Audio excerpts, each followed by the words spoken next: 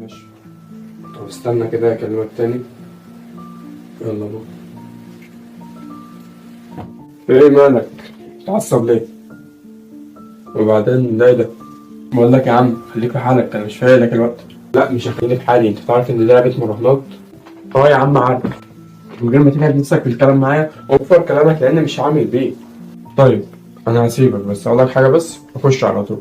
انت كبير وعارف انت بتعمل ايه، وانا مش هقول لك حرام لانك فاهم ده كويس.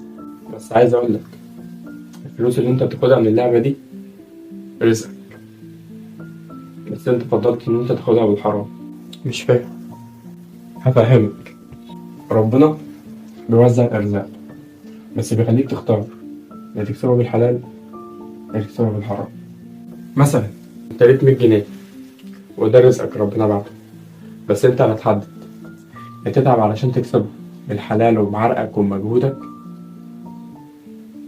او تكسبه بالحرام واللي هو المراهنات. فهمت؟ فهمت. انا اسف ان انا اتكلمت معاك باسلوب وحش، بس انا ما كنتش اعرف. اوعدك ان انا هبطل العب. طب حس كده بقى، تعالى لفينا لفتين.